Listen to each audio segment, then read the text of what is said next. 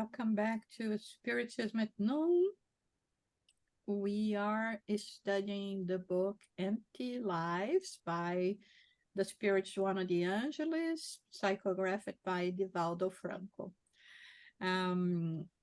We have been studying this book for a while, and as I always like to say, each chapter brings a different subject. So regardless whether you were following the other studies, the other chapters or not, this is going to bring a new topic for us to discuss. And I think it's a very interesting topic and definitely will deserve us to split this in two, because I don't want to rush in terms of, the interpretations and everything that we should be exploring in the things that she is going to mention to us here. So take your time, bring your comments, your examples, your questions. Marcelle is joining us today, and we were speaking before, although she understands English, she just moved to the country, and she's not proficient in talking, so she may be shy at the times. And so in order for her to participate, I asked her if she wants to bring a contribution or a question, anything, that she could bring it in Portuguese and I translate so everyone can follow. And at the same time, if there is something that we said that she couldn't understand quite well, just, ask us. This is a study group. So the idea is really for us to participate. We don't have to rush with anything. Okay, having said that, let me, oh, yes, go ahead, JC. Oh, I can't. Well, Marcel, your English was great last week. So maybe some confidence. I can't help it. You know I'm a teacher. And the second piece, Jasara, could you write in the chat book the name of the book that we're using now? Oh, sure, absolutely. I'm going to put it here, Empty Lives by Joanna de Angelis. Okay, great. Thank you so much. Angelis. I think we have in our bookstore, but it's easy to find. And there is ebook, I think. I'm not so sure. Okay. Awesome. Thank you. Okay, let's share. Let me find the share button here. Okay, share. And so we, as always, we read the chapter. Not entirely, just a couple of paragraphs. But maybe we could even stop at the title, Continuous Effort.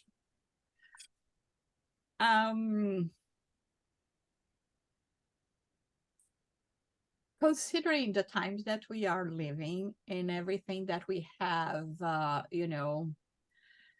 put our minds, set up our minds to do, there is no way in our experience that we can achieve anything unless we put continuous effort into it. In each thing that you are going to be doing, be it,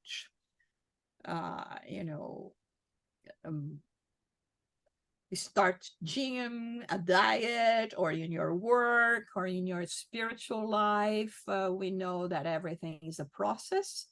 And it is not even because we can settle for, being satisfied with we are already capable of accomplishing, but it's knowing that our potential for everything is so much more. We remember the phrase of Jesus, the statement of Jesus saying that we are gods. You can do what I do and much more. And when we hear that, you say, I guess Jesus was being too nice. No, he was saying what he knows. So there is all this potential in us. And I'm not talking here about becoming superheroes, but becoming really the best that we can be. And in order to do that, we have to put put constantly effort. It's a training process. And unless we realize that, as soon as we decide to go a certain way, we will not succeed, because sooner enough we will say, oh, it's too difficult. Oh, there's too much preparation I have to do for that. Oh, there is this and that. Oh, I'm not capable of doing that. And this should never be in our vocabulary. We are capable of doing, according to Jesus, everything he did and much more. Any comments so far? Okay, so let's start reading. Be peace loving. Do not simply regard peace as a foundation for a blissful existence. Strive for serenity to be a constant every hour of every day. By being especially careful with your thoughts, you will tune in to harmony, which is to say, a balance between thinking and acting. Of course, this requires continuous effort, considering the direction that ideas take. Be peace-loving. The word love already implies something more than just, oh, I like peace. I like, when everybody is respecting each other. And no, here the love implies much more. And this is how she says for us to not to regard this just, oh, peace is going to be something, is going to make everything different, as if peace is something material that I can buy in a store. I mean, I want 100 pounds. Oh, that's a lot. But yeah, I want 100 pounds of peace. It is not. It's something that is constructed and developed in our inner self. So this is why she's calling immediately after she talks about peace loving. So that becomes my ideal. That's become my goal. And how do I achieve that? With continuous effort to live in peace. And how can I live in peace if not by being mindful with my thoughts, with how I'm connecting with the energy of the world? And I liked very much what the JC said at the beginning, and which is, even when we are going through the turmoils of life, the difficulties of life, we have to keep a positive attitude. This is what she's talking about, this, balancing in what we think, the way we act, and the way we are conducting our thoughts, so we can go through all that. And unfortunately, we know that it's in our time and place, we still are not going to achieve peace the way we want it to be, because it is in construction. But it's not because it is in construction and we cannot see as much as we would like to see, that it means that we are just going to, shake our hands and say, or wash our hands and say, there's nothing I can do about it, because it starts in each one of us. And remembering that each one of us will also transmit a certain energy to our environment. Whatever we are going to be transmitting this energy of peace and love and faith, if those emotions are with us. They normally say that when we do the prayers at home, whether we are conscious of that or not, we are impacting the whole neighborhood that we are, because instead of being swallowed just by the negative energy that comes to us, not only we repel this energy because now we are emitting light, we are going to be helping repelling the negative energy that is there. Of course, we are not doing that by ourselves, okay? We are not that powerful yet. There is always the well, not let's say we are the assistants. They are the ones that do it, you know, the benefactors, the good spirits that take care of us and take care also of this world.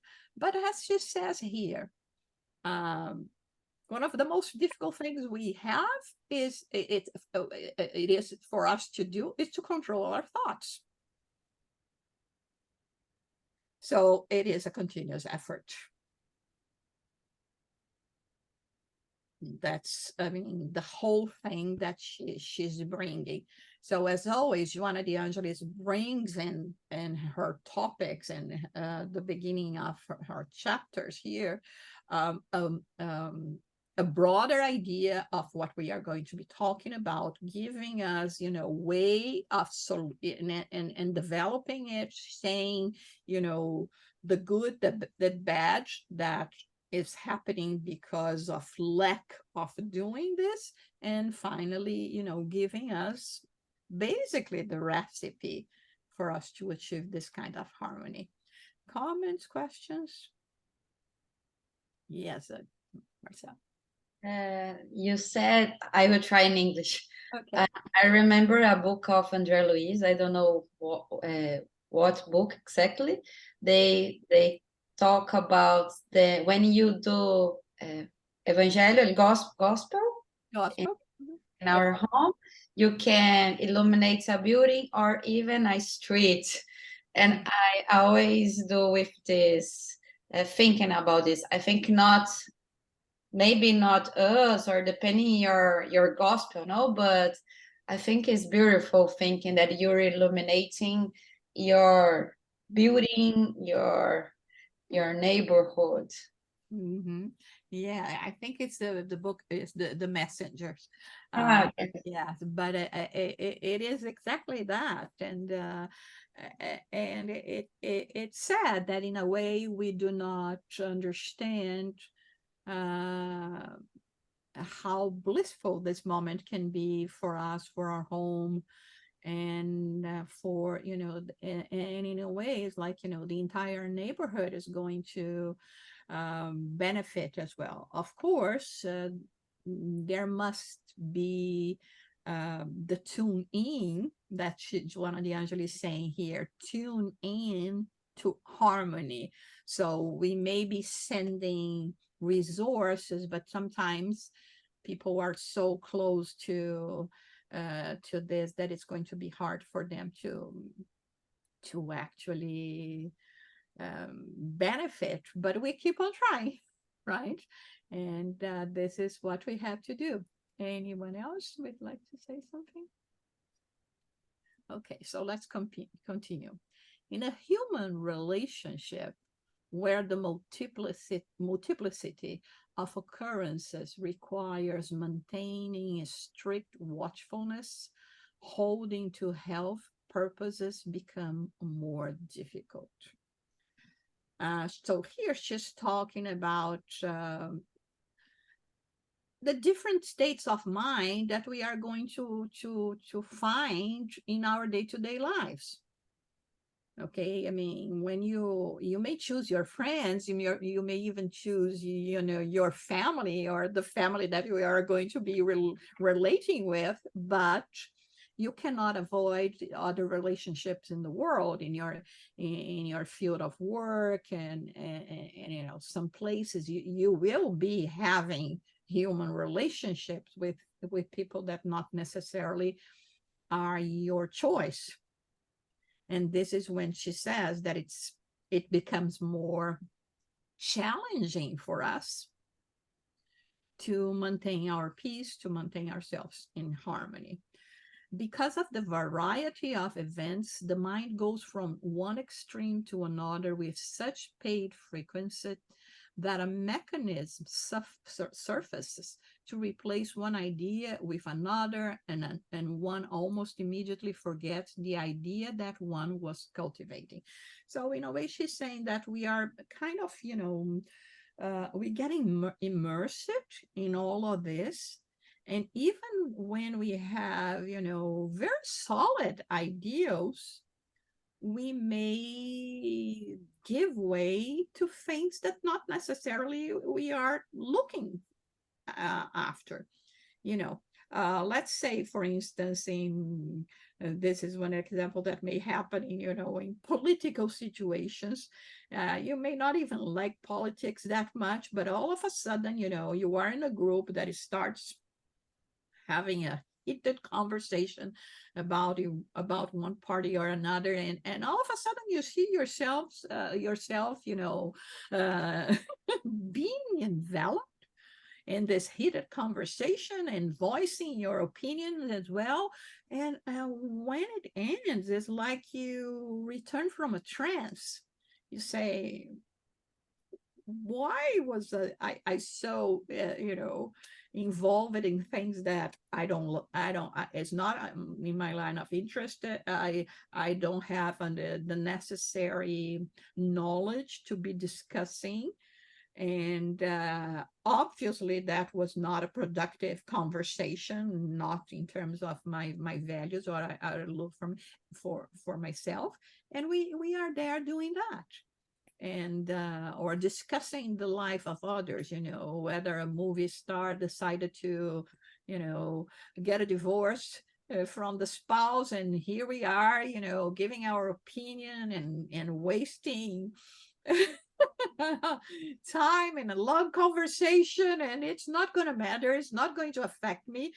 And sometimes it can even affect me in a negative way because I'm also gossiping about someone. So this is what she's saying. It's so hard for us to keep the focus.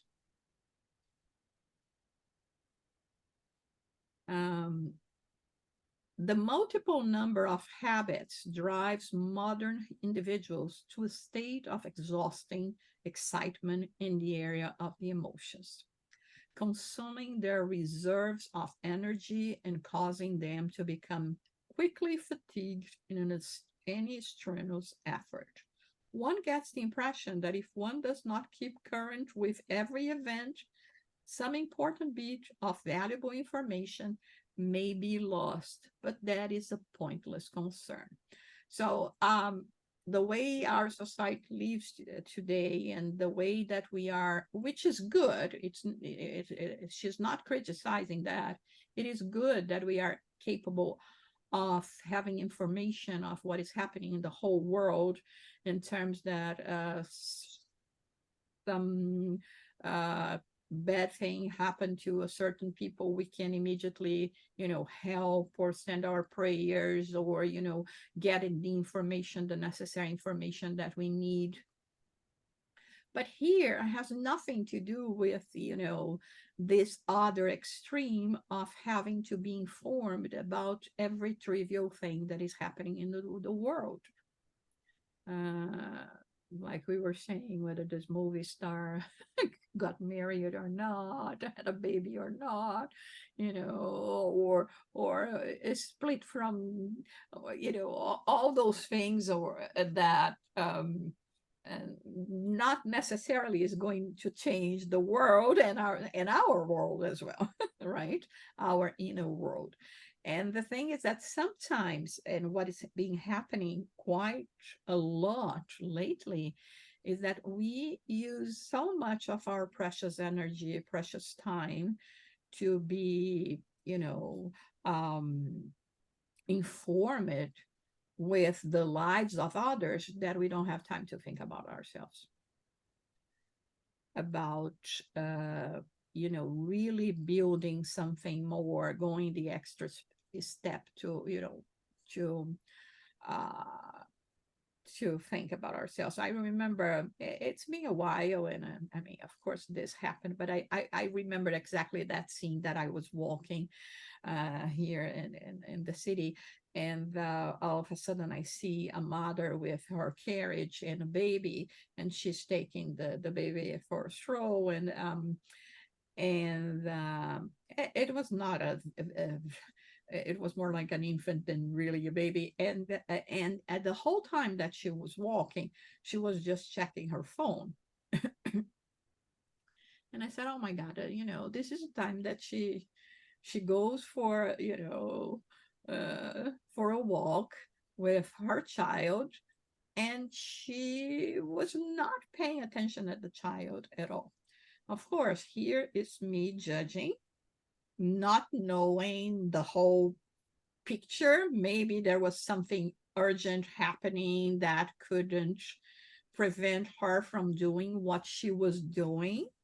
Okay, so, but I remember that was the first thought that came to my mind, and we see that quite often. Nowadays, we see groups of friends going out to dinner, to lunch, and all of a sudden everyone is on their phones and not talking to each other. And I mean, this is horrible, right? Let's use this pressure, because through the phone you can get the information, but you cannot get the energy when you are face to face with someone, and this exchange of energy, of emotions, that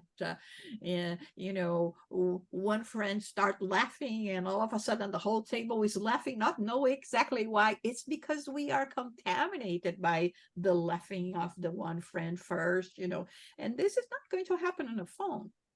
So this is what she's calling our attention to.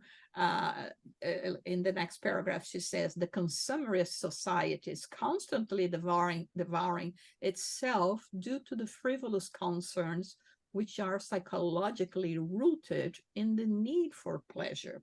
So we also going to be looking for, because maybe, and I mean, the majority of us are not, of course, constantly living times of pleasure and vacations and good dinners and etc., right? And it's like we feed ourselves with the good times of others, and in this way we avoid looking at ourselves, which regardless if we are going through a more difficult phase or not, it is precious to the process of helping us to grow.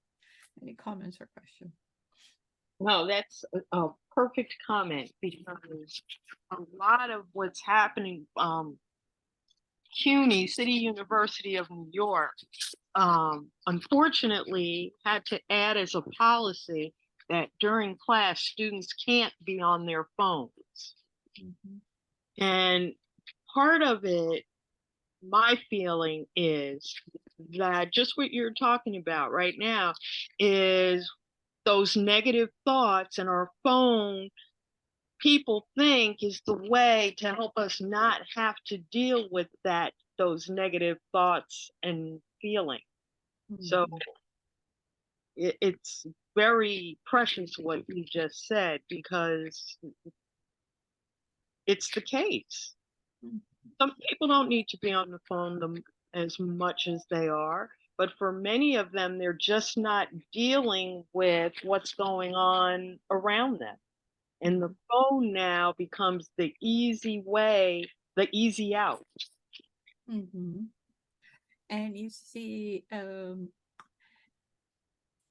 not against, absolutely not against the phone, and even for teenagers, a certain age, for you to have a phone, I think it's a necessity. But in a way as well, it has the power of a gun, because not being emotionally structured to deal with gossiping with a friend that all of a sudden posted one embarrassed photograph of you and everyone is laughing because of that. I mean, this is the reason of, some suicides we know as well. So this is I mean, although it can be beneficial in many cases, it is really it can become a very difficult thing in other cases, because and even in the hands of adults. I mean, there are some people. I remember one person that just used to come to our Spiritist center, and she was talking about the news, right? How bad was the effect of, especially the late news, would bring on her, and she would come, completely devastated with the situations of the world, with everything that we know that the bad news wants to bring to us, right? The bad news at 11 that I say, or at 9, at 7.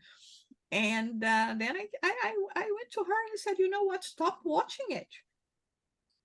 Right. So now, in the same way, because we have this access to all kinds of information all the time, there are some of them that we should not be after it, because we don't have the emotional balance to deal with that.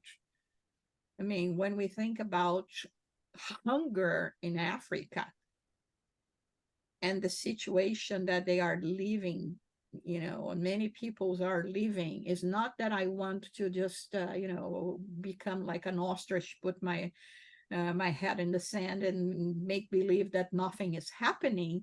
But if I keep on constantly looking at the situation, at the pictures and all that, I cannot get any sleep, right? So, and instead of also being just looking in a masochist way, looking for this kind of, for information, you should act on it. Okay, is there a serious organization that I can do to help alleviate that? I will do whatever I can, whatever is within my reach, and I'll give my part. It's not going to solve the problem of the world, but I'm going to be one of those that is helping to this to be achieved. Right? Yes, Marcel. I think we talking about the cell phones. We mothers need to consider this, how educate, because when I'm using my cell phone all the time, the kids are looking at me and they will copy me. So I always thinking about this, and always just use my cell phone in front of them, at least using with parsimony, just when I need to use. And they are super smart and ask him if I'm on the phone. My kid, 9 years, asked me, "Mommy, what are you doing? Why are you using the cell phone?" So I like this, because we are constantly thinking why we need using this. So I think I put this question in them, and it's good just to help me to use less the cell phone, and help them to understand what is the necessity. So Arthur has 9 years, and I gave a cell phone in Mexico because we have there are a lot of earth shaking. Yes. Terremotos? Earthquakes. Earthquakes, yes. Yeah. So sometimes I need to talk to him, because I'm in the street with my dog, and I need to say then, please get up to the building. But I don't want to give them him a cell phone. This is the reason. But here he almost don't use the cell phone. So I think we need to educate, because we are adults, and we need to educate them what is the necessity, what is the correct use for this, because how you said is a arma, how can I say, a gun. So I think we need to think about this too. Well, of course, I use it a very strong word to define, okay, because nothing is bad. It's the usage that we we give it to it that makes it bad or good. Money is not bad. Money is very good if how depending on how you use it, right? So the cell phone having any information is wonderful depending on how you use. What I was trying to say is that everything requires a certain level of maturity, emotional maturity, because if even for adults, it's hard for us to deal with certain news that are going to come to us and can really, it strikes us hard. Imagine for children when, situations like this, they see a trend of, comments or postings that are,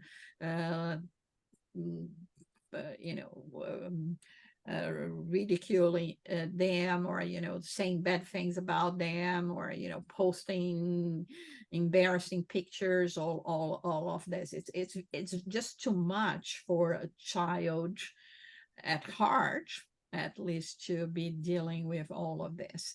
And at the same time, like you say, it's is how we educate by examples, right? I mean, we have to educate by examples as well. So Joanna de Angelis continues saying, the consumerist society is constantly devouring itself due to frivolous concerns, which are psychologically rooted in the need for pleasure. Consequently, society is vexed, restless, and incapable of finding the serenity necessary for inner well-being.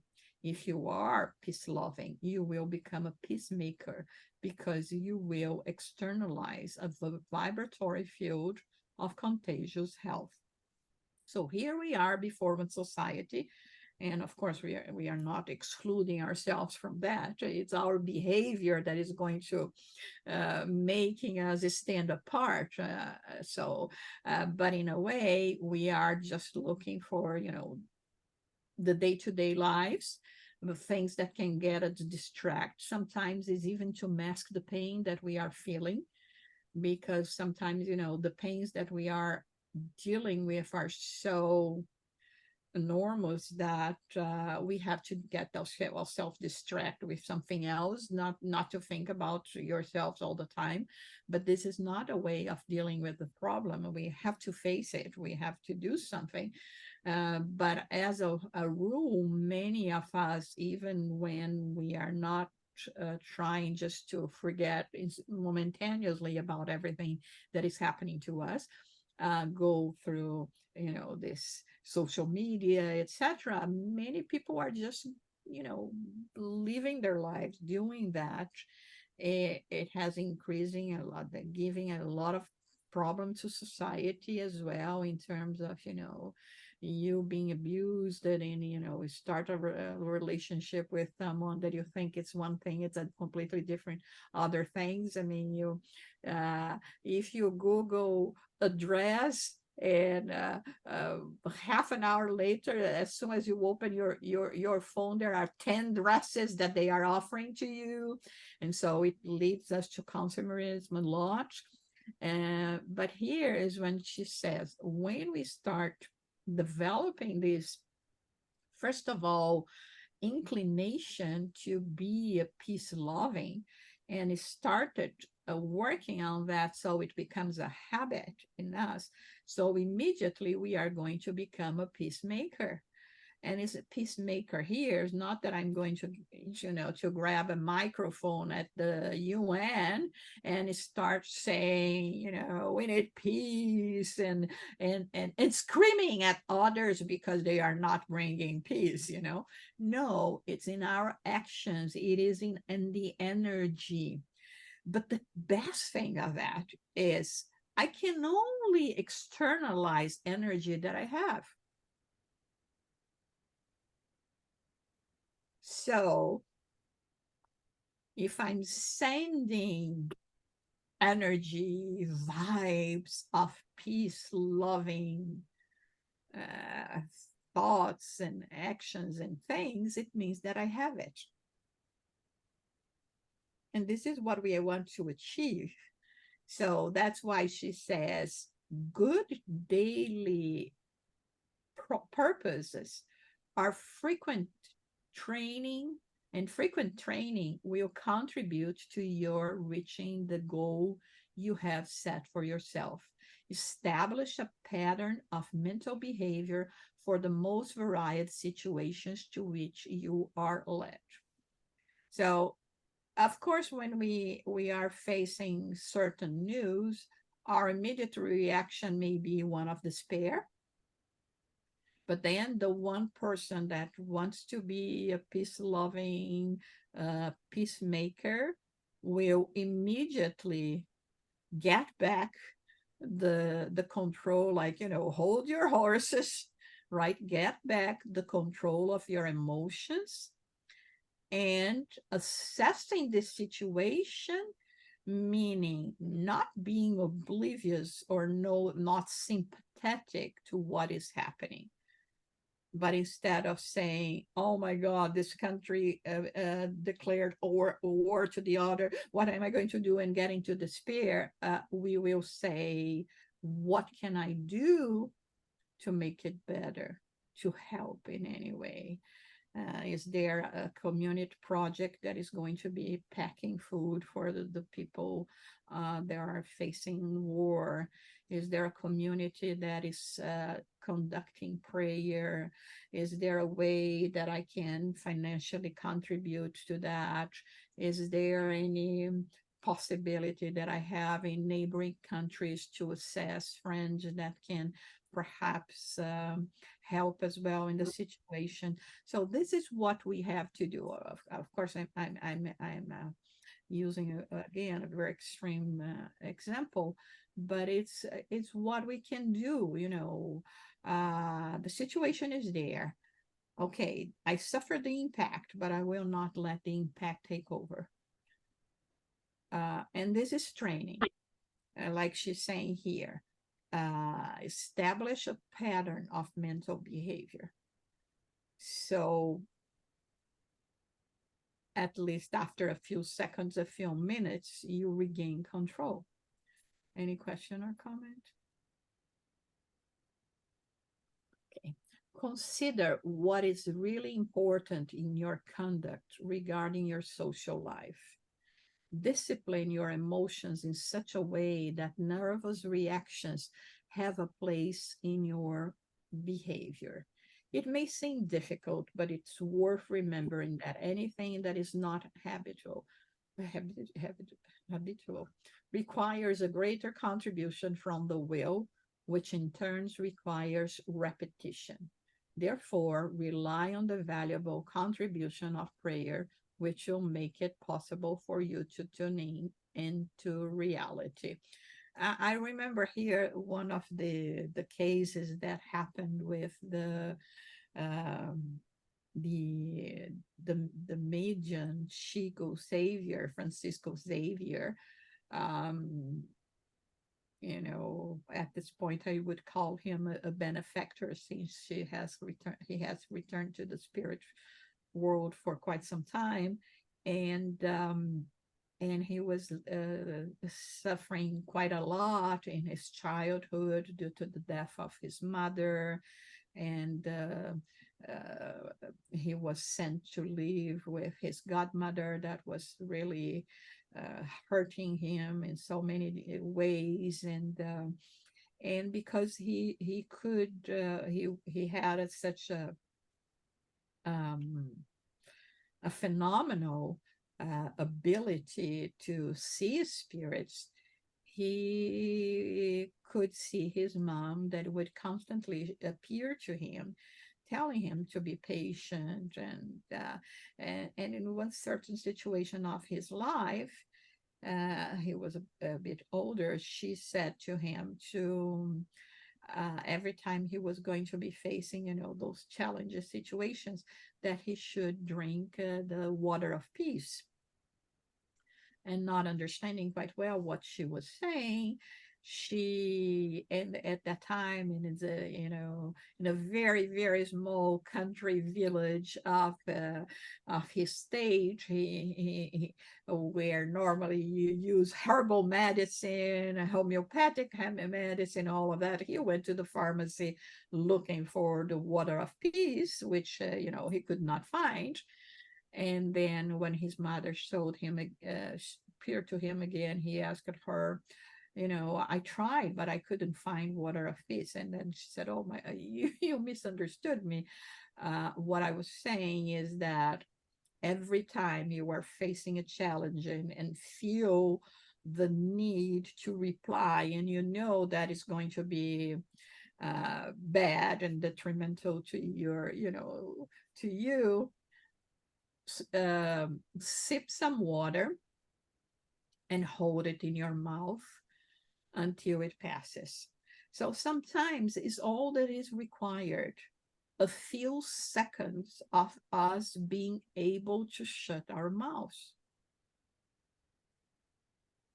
And sometimes it can be in a conversation with friends, when a friend says something that is so incredibly bad or stupid, and you feel like you need to criticize, and it's not going to bring anything, you doing that, you may be aggravating the whole situation, and the person is just venting, and then you just drink the water of peace. So this is what she's saying here. It's a matter of discipline, of continuous effort. So therefore, rely on the valuable contribution of prayer, like we said. That is a way of us setting down our minds. Some people will say 1 Mississippi, 2 Mississippis, 3 Mississippis, just to keep their minds occupied, right? We may say, oh God, please help me, give me peace, give me strength to not say anything, and and really help for us to, instead of tuning in with the whole situation that is happening, at least for us to try not to be contaminated. So in order to find inner peace, do not neglect cultivating invigorating thoughts forged in optimism and the joy of living. In doing so, you will create an aura of vibratory defense against the harmful and aggressive energies from your social group. Develop a mental program of uplifting ideas, and you will be supported by noble spirits interested in constructing a better world. So it is up to us not to be contaminated by it. The same way that we were saying, I can emit good energy or bad. Others can do as well. And what is going to penetrate me has to do with what kind of energy I'm going to tune in. So when it seems harder, which is when we are really in an environment with people, they are just emitting bad energy, this is when it's more necessary for us to maintain our peace. So it's hard. It's quite challenging for all of us. So we are going to stop the reading here. but we can still comment on what we read. We have some minutes. I just love this lesson, Jusada. I thank you so much with this beautiful lesson that Joanna de Angelis brought to us, because I'm having not problems, but family. There are a lot of sisters, and we're at an age now that we're getting older. We are older, and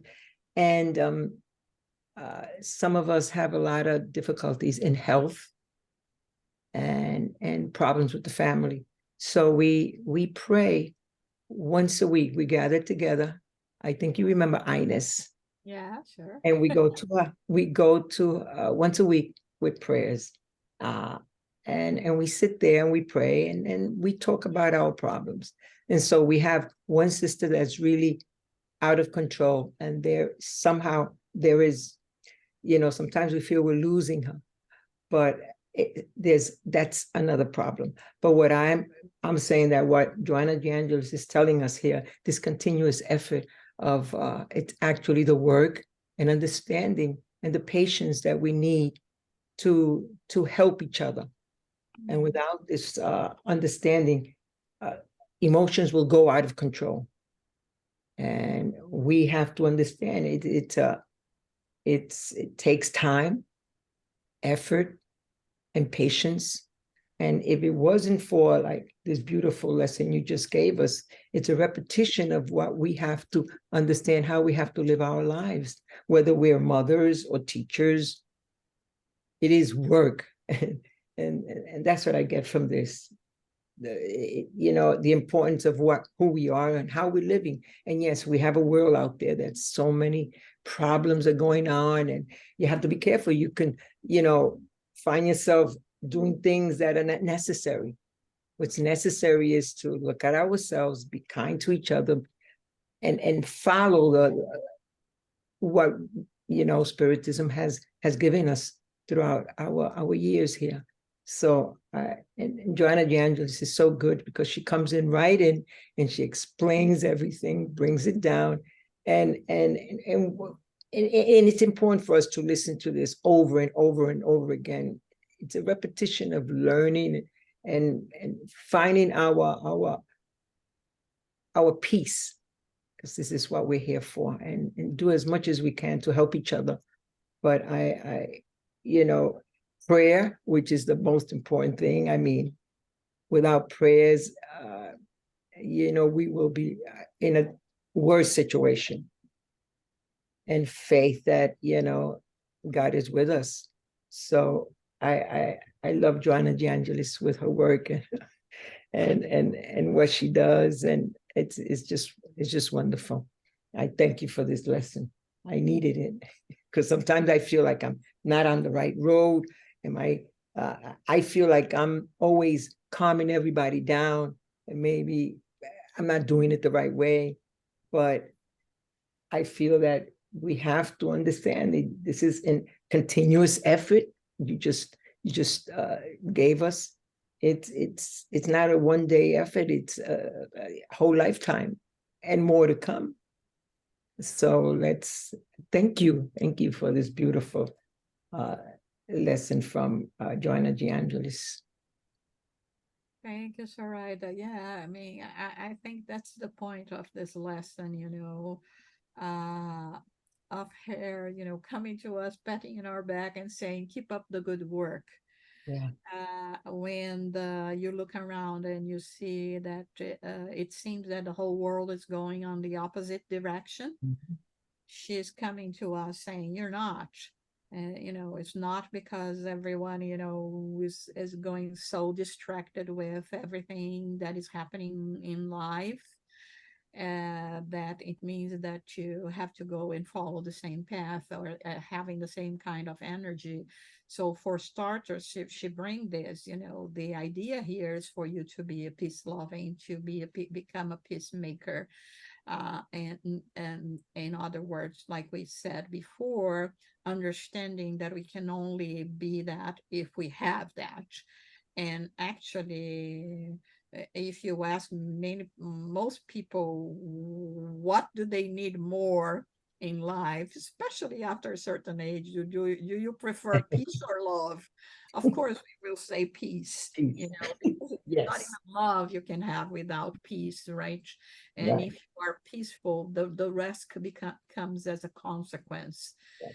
So we have to be this little beam of light in our surroundings, always understanding that we were not placed there by mistake.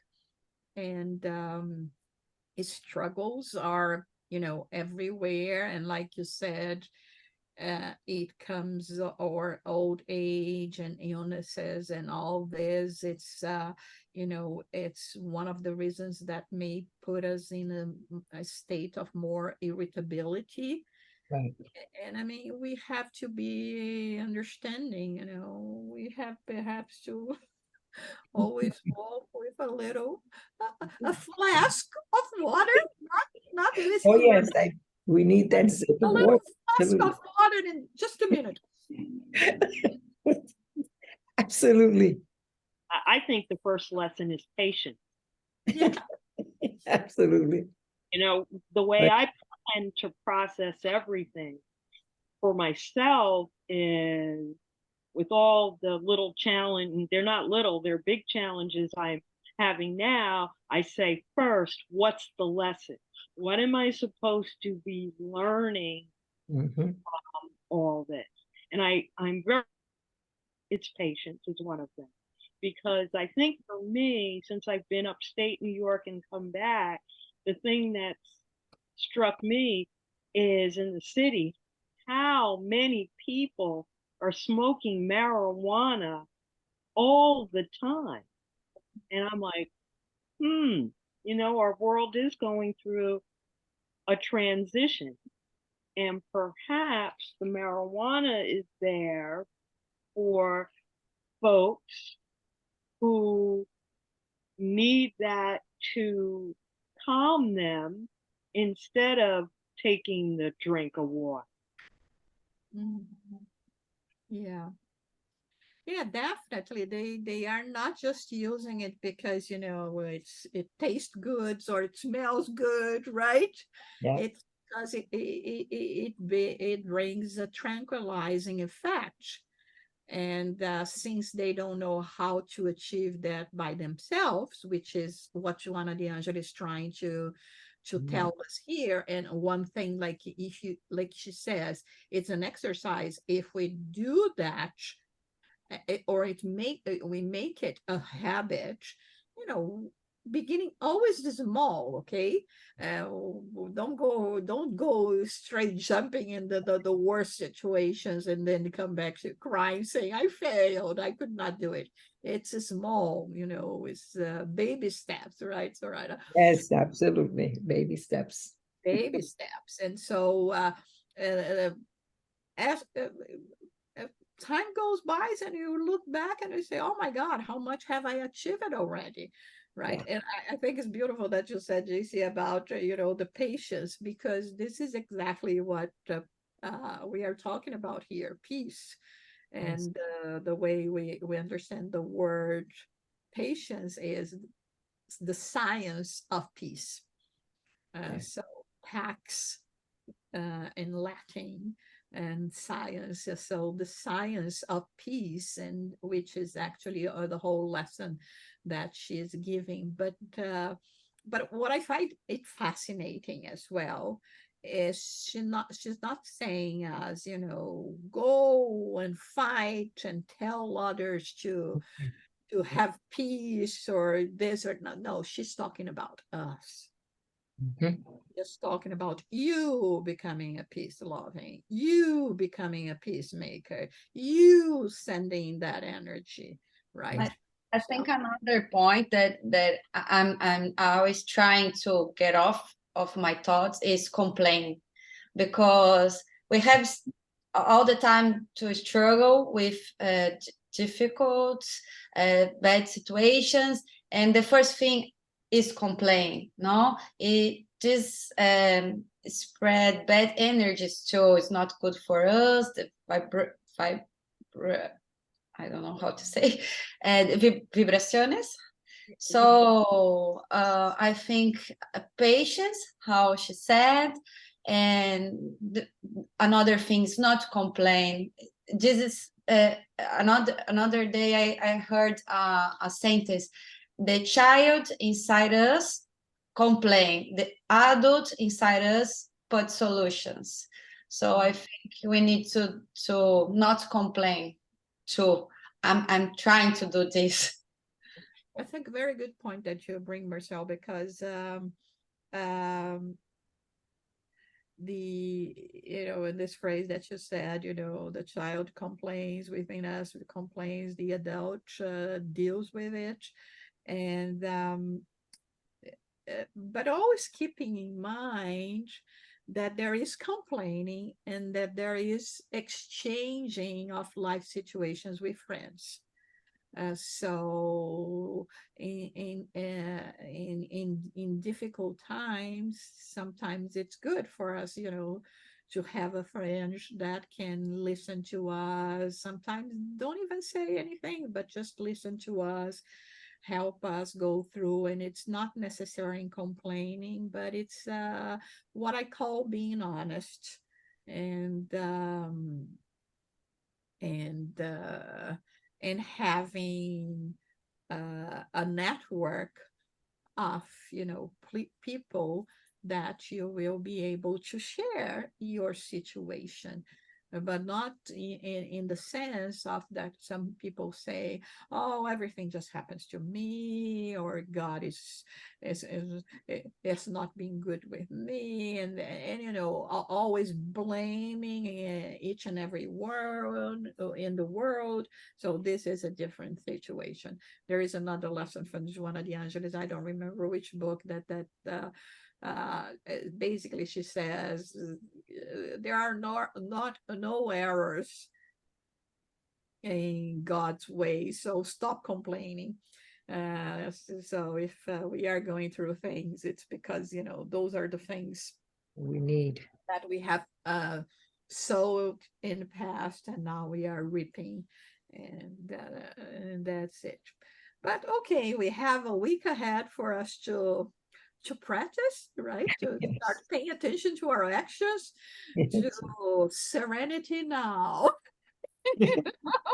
I don't know if there was this the father of one of the Seinfeld characters that Exactly.